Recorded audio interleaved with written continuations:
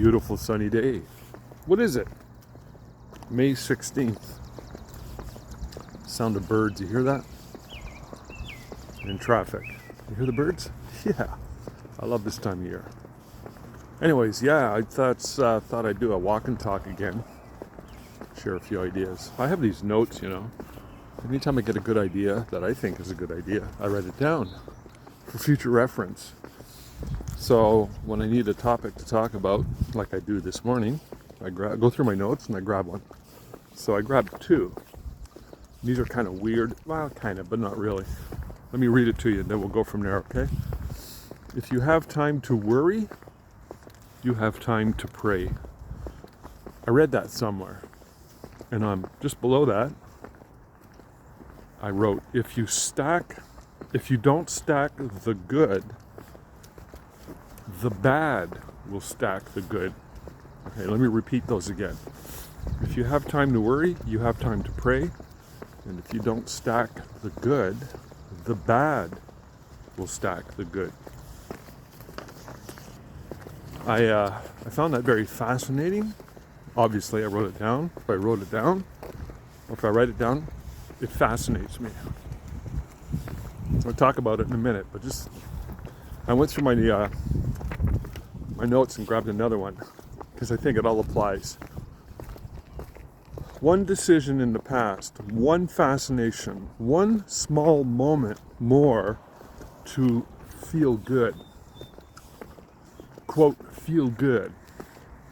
Really what you can say about those comments is this, or this is what I'm going to say. It's my input, my take on it. If you have time to worry, you have time to pray. So in other words, you have time. We all have time. What you do with that time is what matters the most. I can remember being downtown years ago with my daughter, and there are a lot of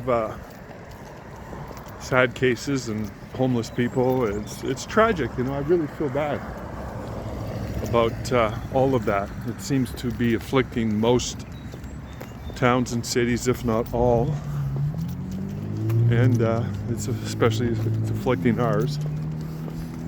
And I was telling my daughter once, years ago, there was a sad situation. A lady, she was all stooped over.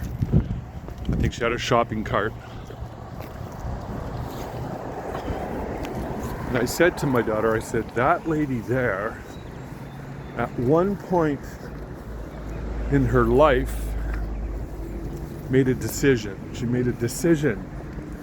And at that point in her life, she decided to go down a certain road. And it was probably a very small decision. And that decision led to another decision and another and another. And it was a bad decision, but it was probably at the time very small and innocuous, possibly seemingly very innocent. And that's what happens. So we got to be on guard. And we have to be careful with those decisions. We have to constantly be aware of ourselves.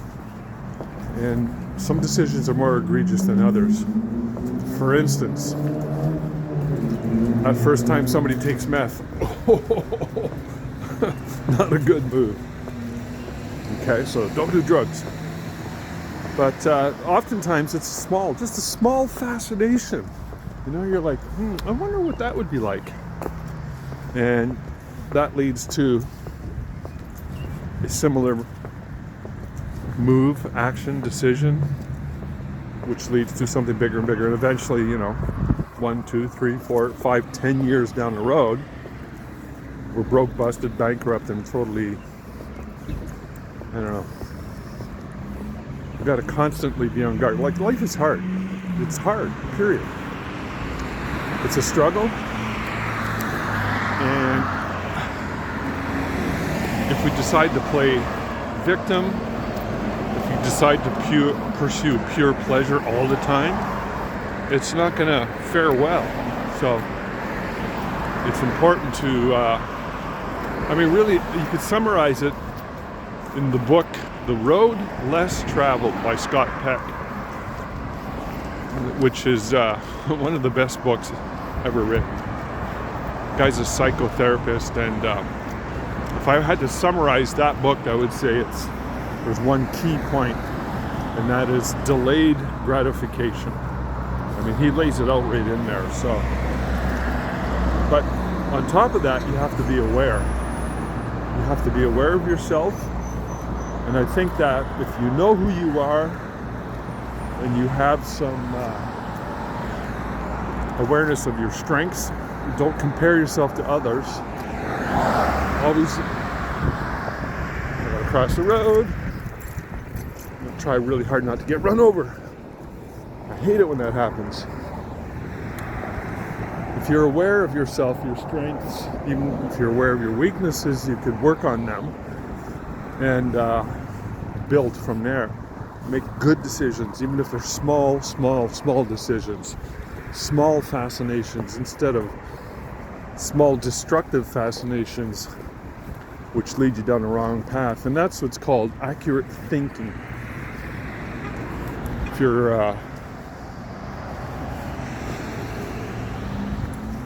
honesty, and courageous. So, one small moment more to feel good. The constant pursuit of pleasure can be very destructive. So, I'm not saying we need to be super anal retentive about this stuff, but we do have to be aware of ourselves. So, I don't know, does that make any sense? Hope it does. All right, I'm here. Thanks.